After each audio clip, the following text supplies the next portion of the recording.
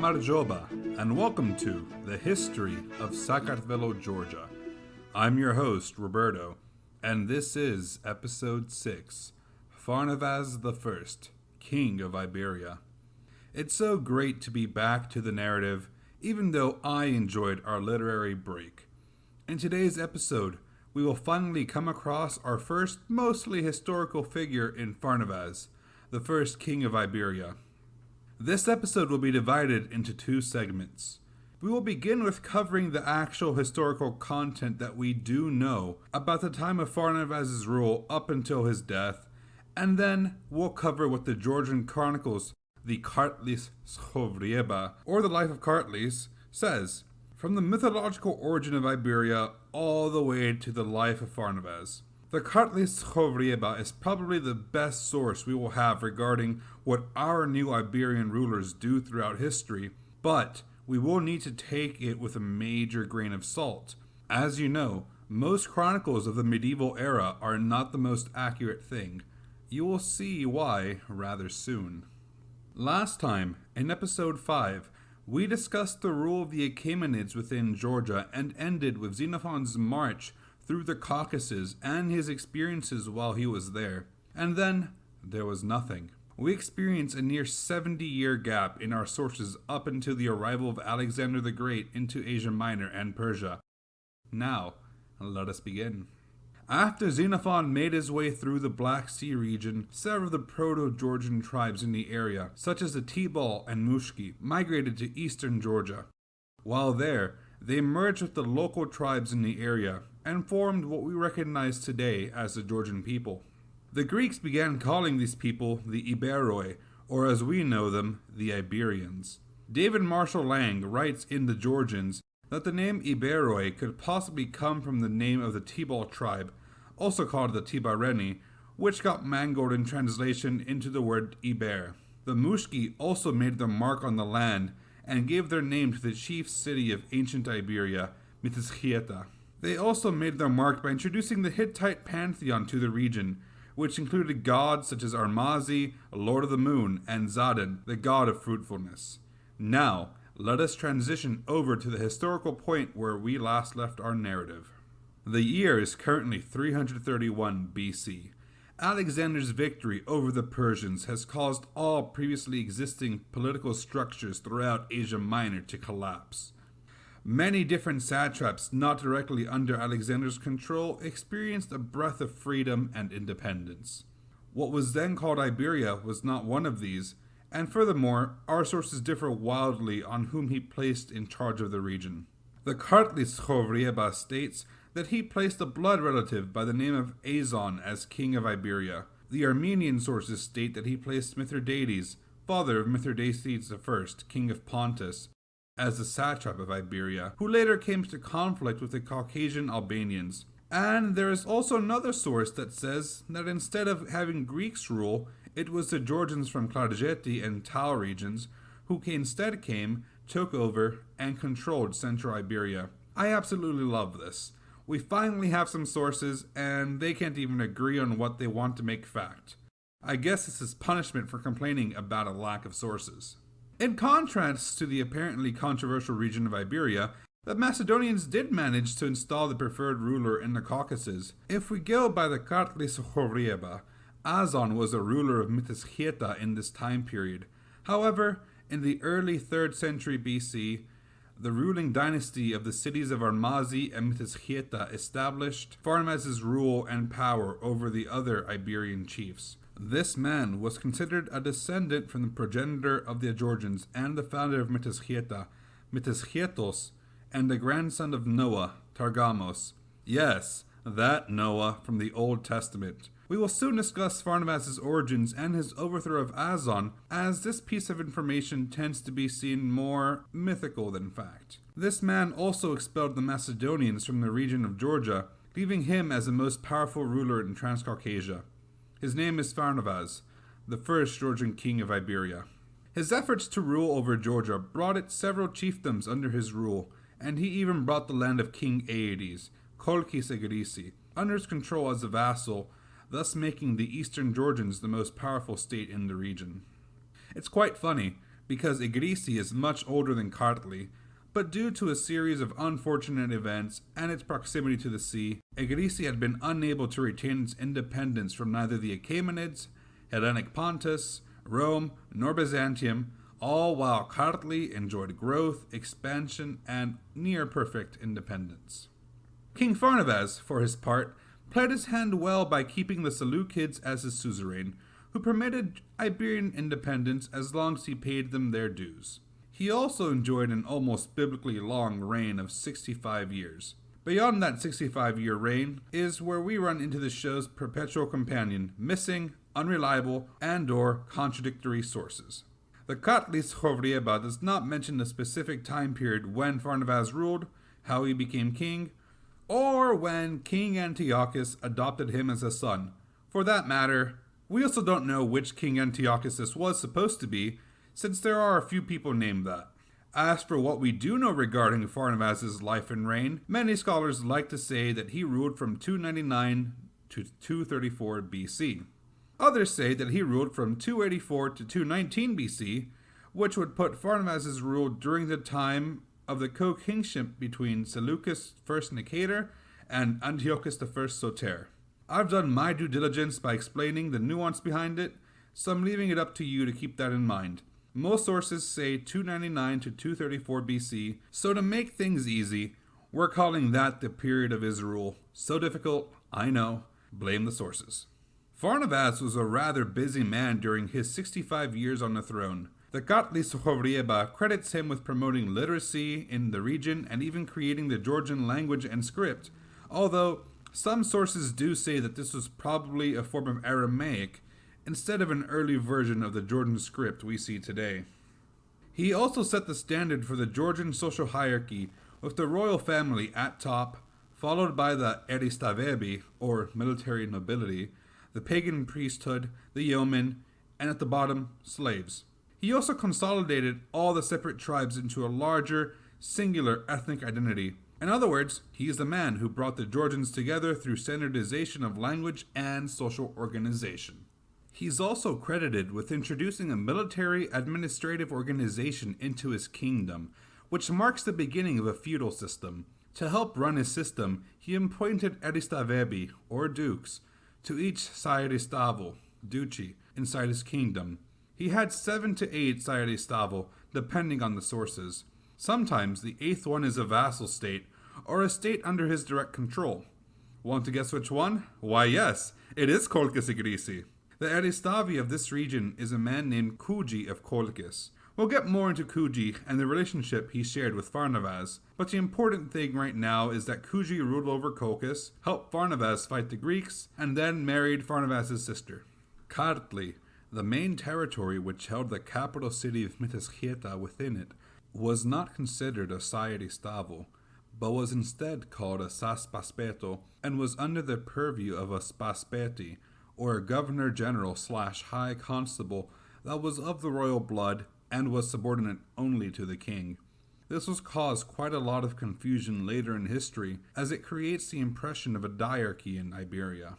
Now, speaking of government, what did the government of Farnavas look like? Well, it's hard to say, but it was more than likely based on the political patterns already present in Iberia, as that is the closest form of government that the Georgians would recognize.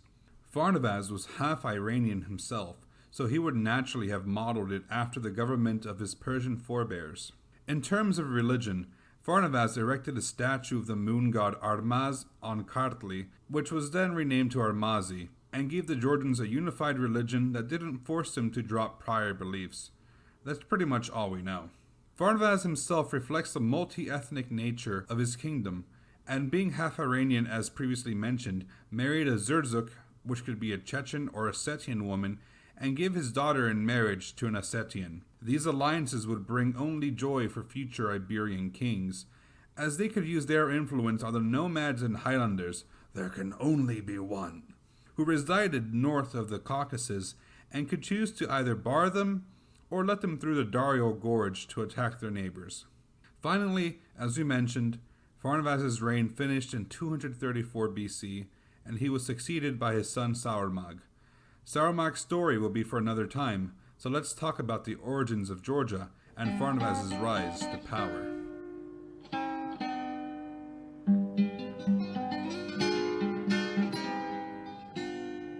Hello, this is J.P. Bristow, host of the Russian Empire History Podcast, a podcast that takes off from the thesis that Russia took as much from the steppe, Central Asia and the Caucasus as it did from Europe. I'm sure all of you listening to the history of Sakartvelo, Georgia, know that eventually Georgia is going to end up spending quite a bit of time as part of the Russian Empire, giving Russia some of its finest generals and artists, not to mention its wines and outstanding cuisine. If you'd like to know more about what is going on around Georgia and the context for its development, please come and join us at the Russian Empire History Podcast. It's the history of all the peoples of the Russian Empire, not just the Russians. Gamarjoba, everyone. It's Brendan here, and thank you for listening to the history of Sakartvelo, Georgia. It's a pleasure having you tune into our show, and I'd like to extend an invitation to follow us on social media such as Facebook, Twitter, and Instagram. Also, if you can, please leave a review on iTunes as it'll help our show grow. If you don't feel like doing any of that, the best thing you can do is tell a friend about it in person or on social media. All these things help the show grow and allow us to help spread the word about Georgia. Now, back to the show.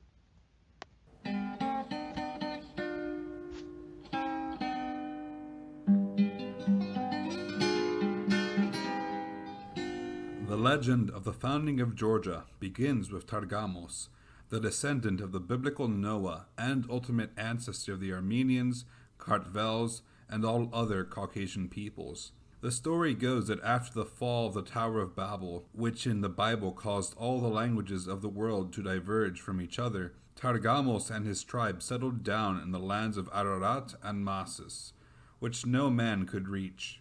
This makes no sense since he reached it, but I digress. This land had several boundaries: the Caspian Sea to the east, the Black Sea to the west, and mountains to the north and south. Out of all of Targamos' sons, 8 were powerful and glorious heroes named Haik, Kartlos, Bardos, Movakan, Lek, Heros, Kavkas, and Egros. They are the ancestors of all the Caucasian peoples today. However, among all the brothers, the strongest was Haik. No one who ever lived was equal to him in bodily constitution, power, or martial prowess. As time wore on, all the children throughout the land that Targamos fathered in his 600 years of life began to run out of room, so Targamos decided to divide the country and tribe between his sons. To Haik, the firstborn and most powerful, he gifted the best half of the country and the best of the tribe, and to the other 7 he gifted equal shares of the other half. Haik took his tribe and settled down to the area we know as Armenia today. Something tells me that an Armenian wrote this. To Kartlos, he gifted the land we know today as Kartli. Haik ruled over his brothers, but was himself subject to the biblical king Nimrod, who was king of the whole world. No longer wishing to be ruled by Nimrod, Haik banded together with his brothers and fought against Nimrod. They freed themselves from his rule after a violent battle where they destroyed 60 of Nimrod's heroes and their armies. Haik, as a leader, challenged Nimrod to a duel and shot an arrow through his chest. Nimrod fell, and Haik proclaimed himself the only king over his brothers and their domains. But our story is not about Haik, but instead about Kartlos. Kartlos moved to his land and named it and a mountain fortress after himself.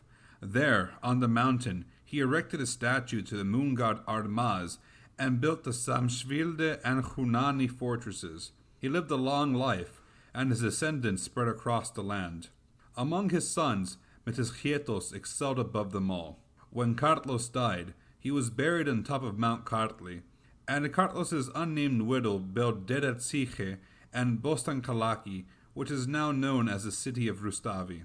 In classic Gavelkin fashion, she divided the land among her 5 sons. To Meteskhietos, our new chieftain, she gave the land of Kartlos, where he built and named the city after himself, Meteschieta. From there, he expanded his control to the lands which would form Tbilisi in the 5th century AD. The borders of his kingdom eventually stretched to the banks of the Aragvi River and Speri River. Mitizhietos ruled over his 4 brothers, and they remained submissive to him. He named as his heir his son Uplos, who stayed in Mitizhieta after the death of his father, and built the cities of Urbnisi, Uplisiche, and Caspi, all of which are now in Shira Kartli. For a long period of time, the tribes ascending from Targamos lived in harmony. Then everything changed when the sons of Mitizhietos attacked. Uplos had lost the power he retained over his brothers, and feuds began to materialize between the kin, each in turn helping and attacking each other as befitted them. At times they had peace, at other times discord and feuds arose.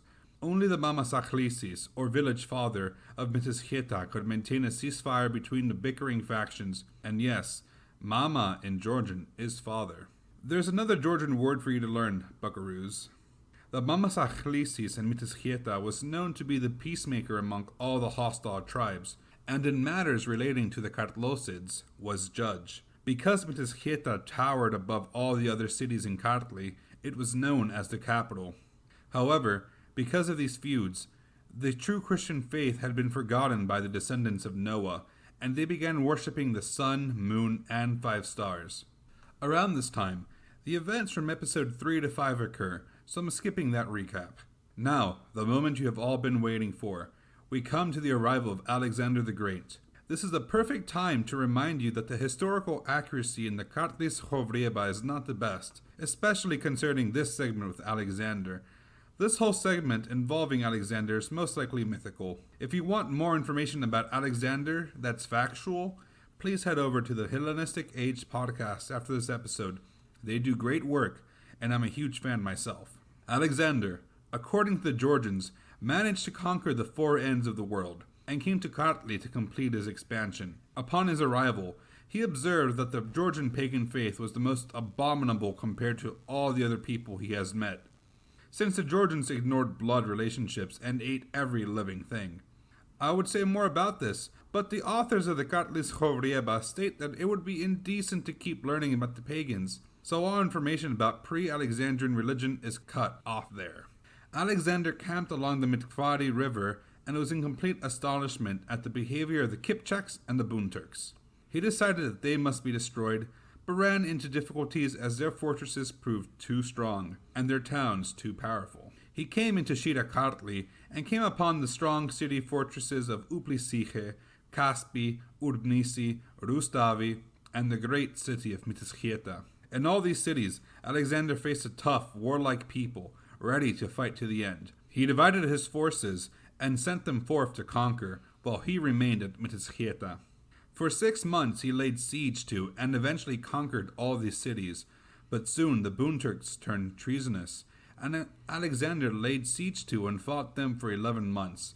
The Bunturks, however, did not want to be destroyed by the Macedonian conqueror's army, and in the middle of the night fled their city through a hidden mountain pass, leaving only the empty town for Alexander.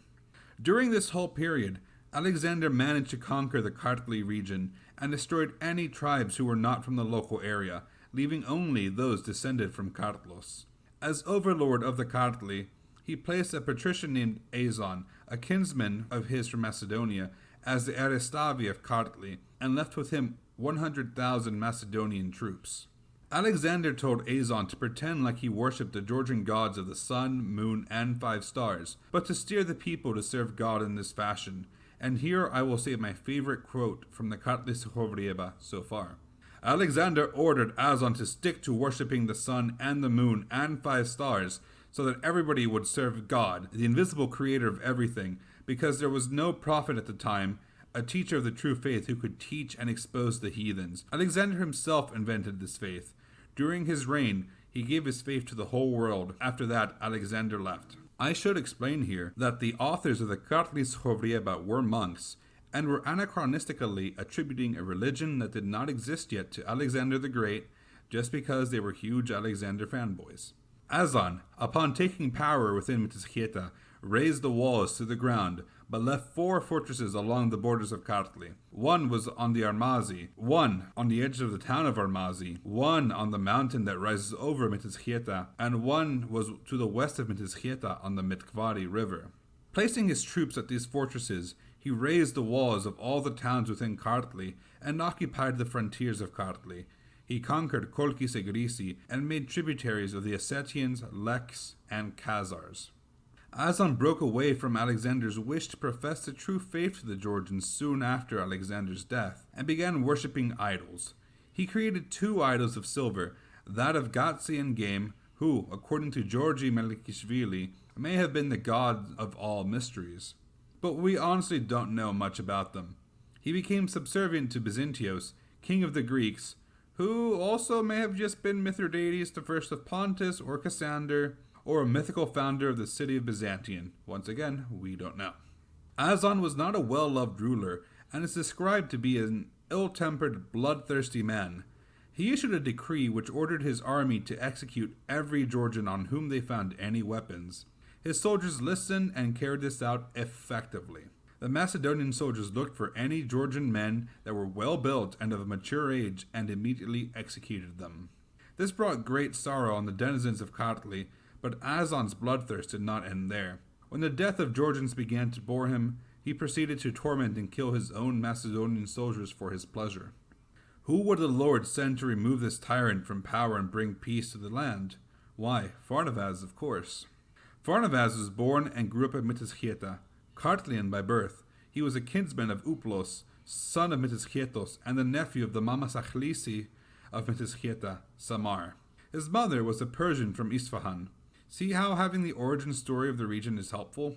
When Alexander arrived in Kartli, Samar and Pharnavas' father were killed, causing Pharnavas' mother to flee with him and his sisters to the mountains of the Caucasus when he was 3 years old. Over the years, he grew up to be a clever and virtuous man, excellent horseman, and a skillful hunter. Despite all his skills, cleverness, and virtuousness, he was asked by his mother to hide his virtues, lest the bloodthirsty Azan find him and execute him for being a threat to his power. Farnavas soon returned to Mitizchieta upon reaching adulthood, and while he was hunting in the hills and valleys of the region, he had a chance encounter with Azan. Azan saw the wonderful hunting skills of Farnavas and grew rather fond of him. Returning home, he told his mother of the encounter, and she implored him to not give Azan any cause to kill him. Her fear began to consume her until she beseeched Pharnavas to escape from Mitizchieta and go with her to Isfahan to save himself from Azan. And off they went to Isfahan. This tore at Pharnavas' heart, because he did not want to leave the land he knew and grew up in, but he was so afraid of what Azan would do to him that he had no choice. However, one night, Pharnavas had a dream. He awoke in an abandoned house, from which he was unable to leave. Soon enough, a sunbeam came through the window, embraced him in its light, and warmth lifted him up. He found himself in a field and saw the sun, which hung low. He reached out and wiped the dew off the sun's face and anointed himself with it. Pharnavas awoke and immediately realized the meaning of his dream. He was meant to go to Isfahan, as he would find his fortune on the way there. That same day, as his family prepared for travel, he went out hunting. And as he circled a herd of deer, they fled through the gorges of Tbilisi. He followed the deer and loosed an arrow, striking one. It ran for a bit before falling at the foot of a rock. As he approached the deer, he noticed the light of day waning and made camp there. However, it soon began to rain, and Farnavas noticed that at the foot of the rock there was a cave. He entered it to seek shelter and noticed that the cave was blocked with ancient masonry. He used the butt of an axe to open the door and found a hoard of silver, gold, and other priceless treasures.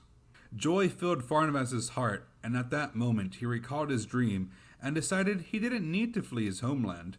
He covered the entrance, ran back home, and told his mother and 2 sisters about his discovery.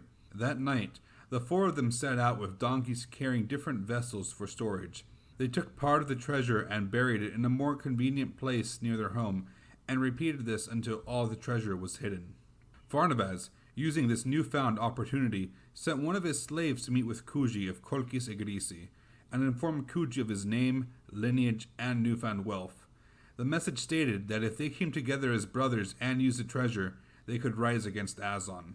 Kuji rejoiced at these words and immediately invited Farnavas to come to Egrisi with all of his treasures in order to pay for the raising of an army that would finally free the oppressed Georgians and Macedonians. Farnavas, along with his mother and sisters, headed to Egrisi, treasure in tow. Upon his arrival, Kuji immediately paid tribute to Farnavas in honor of his ancestors, the founders and rulers of the Kartlosids. Accepting his role as suzerain over Kuji, they then met with the Ossetians and Leks, who joined Farnavas' army. Soon enough, many people from across Georgia came to join Farnavas. Azon soon took note and gathered his own troops to face this insurrectionist. Not all the Macedonian soldiers were happy with Azon, and soon enough 1,000 of these troops broke away and joined Farnavas, as they had had enough of his cruelty. Seeing this, the rest of the Georgians broke with Azon, leaving him in a paranoid state, from which he saw only enemies at all sides. He then holed himself up inside the Klarjeti fortress. Farnavas and his army arrived in Mitisketa and took control of the 4 surrounding fortresses, as well as the rest of Kartli, leaving only Klarjeti unconquered. He then sent gifts to the Seleucid kings. Which ones? We don't really know. Probably Seleucus I or Antiochus I, depending on which period of reign you go by, and promised to recognize the Seleucid supremacy over them. He asked for their assistance in repelling the remaining Greek soldiers, to which the Seleucid king happily accepted, named Farnavas as one of his sons, sent him a crown, and then ordered for the Armenians to aid Farnavas. Azon soon received reinforcements from Greece and went to meet this insurrectionist in battle. Farnavas had also increased his forces and called his allies together. He appealed to Kuji and the Ossetians for aid. Soon enough, the Armenians arrived, and he and Azon's army battled near the city of Artani. This battle was great, and countless people died on both sides, but only the Georgians remained as they routed the Greeks. Many of Azon's armies were taken captive, save Azon himself, who died in the battle. Farnavas, now having defeated Azon, took possession of Klarjeti and the rest of the kingdom, and returned to Mitisketa. He owned all that was Azon's, and his wealth became boundless. To the Macedonian troops who came to his side, he gifted land and dubbed them the Aznauri. He soon married a woman of the Zurzuk tribe and was granted a son, Saurmag. He then wed a sister to the king of the Ossetians and another sister to Kuji, cementing their alliance. He appointed Kuji as the Aristavi of Egrisi, and there Kuji built the Sihe Goji, or as we know it, Nokalakevi fortress. Farnavas soon created an idol dedicated to his name in Persian, Farnavas Armazi, and erected the statue on top of Kartli and renamed it Armazi. Having attained the throne at 27 years of age, Farnavas ruled for 65 years over a land filled with peace and prosperity. He rebuilt all the towns and fortresses that Alexander had torn apart, and surrounded Mitisketa with strong, sturdy walls. The people praised Farnavas' deeds. However, in 234 BC, Farnavas passed from this world, and the power was then bequeathed to his son, Saurmag, about whom we will talk next time. Now, I would like to give thanks to several people in this segment. First of all, I would like to thank the Hellenistic Age podcast, because this episode contained oh so many questions regarding the Seleucid kings, and as well as having a promo for us in our last episode. I'd like to thank both Brendan and Carrick for helping me with this project, and most importantly, I'd like to thank you, the listeners, for tuning into the show. Without your support, this wouldn't be as much fun to do. As I've mentioned before, if we're not on any streaming service, please let me know and I'll attempt to get onto it. If you do have anything you want to say, feel free to look us up on Facebook, YouTube, and Instagram as The History of Sakartvelo, Georgia, on Twitter at history_Georgia, or on our website at historyofsakartvelo.com, or on our email at thehistoryofsakartvelogeorgia@gmail.com. Sakartvelo is spelled Sakartvelo. Madloba da Nachfambis, and thank you for listening to The History of Sakartvelo, Georgia. See you next time.